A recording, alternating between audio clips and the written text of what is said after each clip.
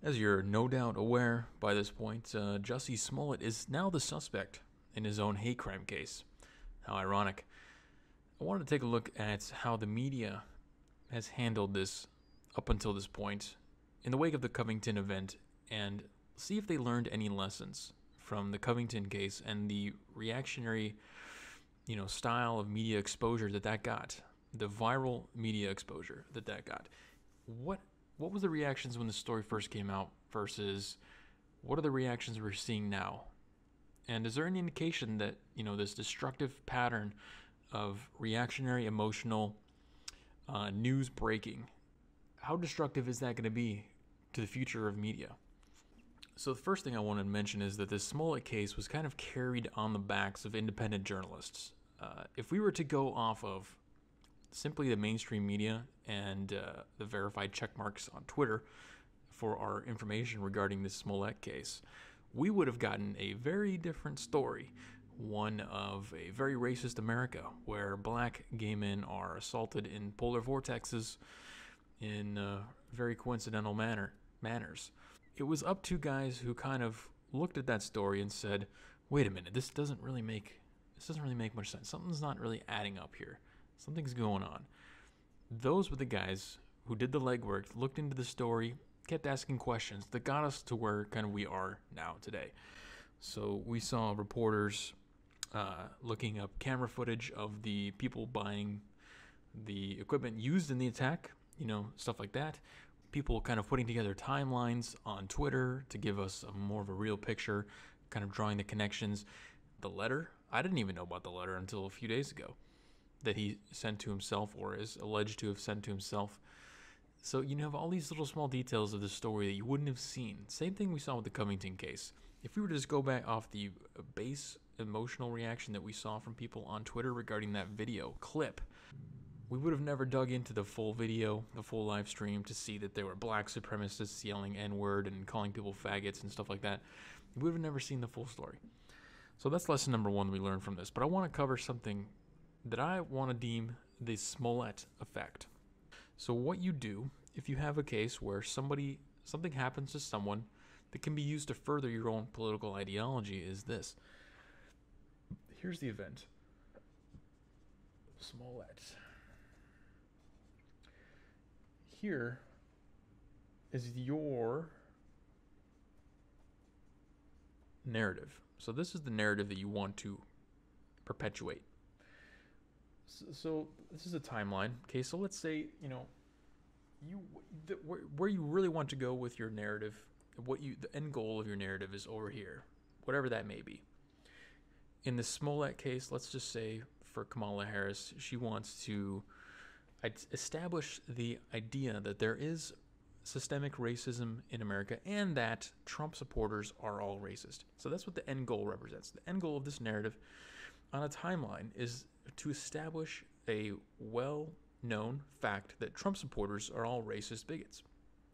That's what this represents right here. Okay. So we're going to use an event like Smollett, and we're going to try and further this narrative a little bit here. So when this first came out, everyone's saying this is racist, this is bigoted, this is homophobic. That pumps this narrative over the overarching narrative. It pushes that forward. It kind of pushes that idea that Trump supporters are racist into the mainstream more. It gets people to believe that, even though it's unsubstantiated. Remember, this is unsubstantiated at this point. So this is going to get to a certain point where, like, for example, where we are right now, where we know the truth, we know facts, we know enough of the truth. We know that, this was largely falsified. He has a relationship with these two guys. They weren't white. They were black, etc., etc. So this is destroyed. This is going to go backwards now. The Smollett guy, he is going to get nothing but damage to himself from this point forward. There's no more personal benefit coming from this, aside from any kind of book deals or things that he may get. As far as the legal aspect is concerned, he's going to go backwards. So this goes back. But the narrative, the overarching narrative that Trump supporters are all racist and bigots, that boost that it got from this initial event that remains, or largely remains. I'm not going to be too absolutist. Let's say that it's a large portion of that effect still remains, because we don't see anyone on the left coming out and saying, oh, I apologize to all Trump supporters. I apologize to all the white men who I may have offended when I came out with this emotionally reactive tweet saying that America is clearly racist, and now look at how obviously racist America is, and white people are out of control, and this and that. There was none of that. There's zero walking back on this narrative from the people who made the initial emotional reactions. So the narrative of racism gets perpetuated, while the Smollett guy, he's going to just die in the shadows, and he'll be forgotten in, a couple months. No one will even remember. Or if we've already largely forgotten about the Covington case, which is the same exact situation. See, the Covington case came out. Covington. It doesn't matter what the truth is. All that matters is the initial reaction. So it's going to go as far as it can based off of the initial emotional reaction and how it can be twisted into furthering the narrative. So the Covington case was what? White privilege, Native Americans. It had all the makings of a perfect story for leftists to claim that racism was still a thing. And again, the truth came out, and this one did a 360, or a 180 harder than even Smollett is doing. And the right has just been eating this up in the past few days, by the way. This just went way backwards, because now the Washington Post is being sued for $250 million, along with dozens of other people and individuals who made false claims to perpetuate this narrative. People were hoping and wishing that this was true. They were openly admitting to hoping and saying, I need this story to be true. I need the story of racist little white boys to be true, so that I can push the narrative further, because they understand. See, they're like army ants, right? They go out, they're willing to die for the narrative. They're willing to sacrifice their own personal, merit to push the narrative forward, the narrative of racism and white supremacy. This is all that matters. I need this story to be true. They know very well that that's a huge risk, and that could come back and bite them in the ass, which it did. But they also know, maybe subconsciously, that the narrative will get pushed forward. So the point that I'm trying to make is the Smollett Effect means that every time an instance like this happens that can be twisted into being pushed for some kind of narrative, it is going to push the narrative forward, regardless of how true or false it really is. And we're going to see the continuation even after Covington, where everyone got egg on their face, okay? Being sued for $250 million, Washington Post. Actual legal action. The consequences of that were not enough. Maybe if that case goes through and the Washington Post has to actually pay a check, people will look at that and be like, oh, snap. And there's been talks of Justice Clarence Thomas trying to revisit a libel law that would make it easier for people to claim suits against people who libel them.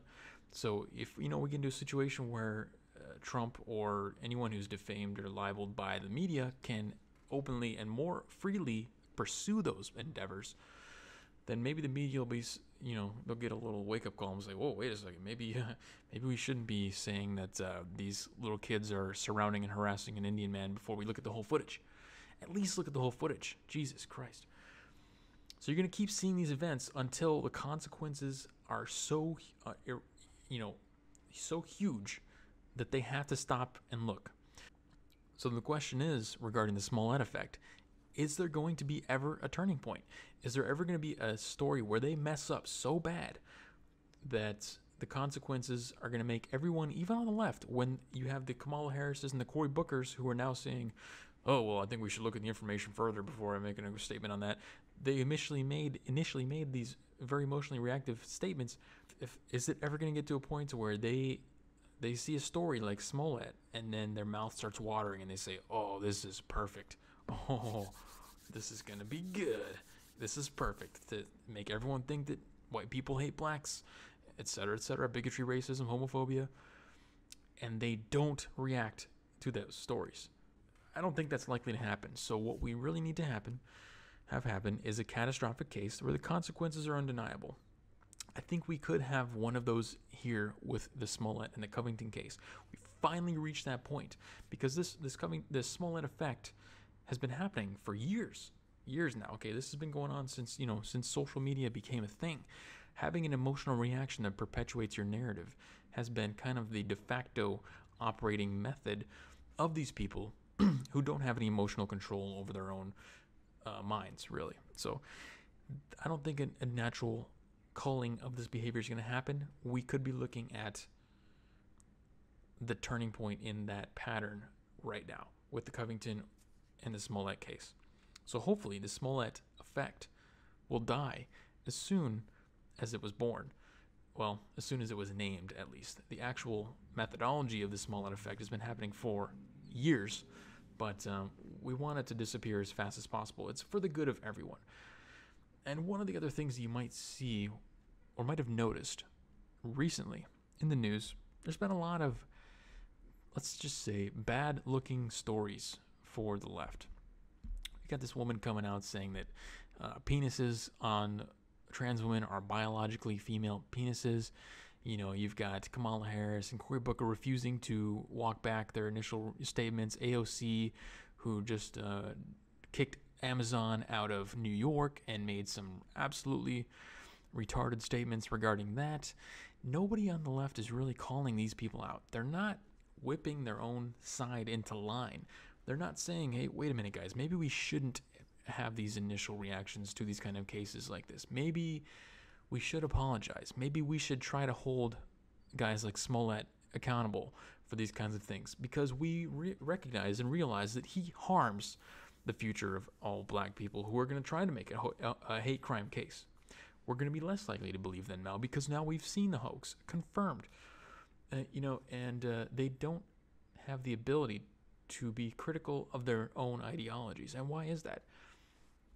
It's because what we're seeing now is ideological authoritarianism, which is ironic because the left spends all day complaining on Twitter and Facebook and et cetera, about how Trump is authoritarian and everything he's doing is authoritarian. Oh, Trump says the media is the enemy.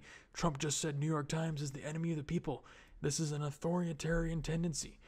We have this story about Trump making an effort to legalize homosexuality across the world, somehow being twisted into a racist thing. Nobody on the left is going to call that out. You're going to let this guy speak for all the LGBTQ community, and you're going to agree with him that we want gay people to continue to be hung and executed in Iran or the Middle East? Is that what we want? We would rather do that than admit Trump is right or good on some things and say, hey, bro, look, I know Trump has rubbed you the wrong way, but you need to stop and maybe think about this a little bit differently.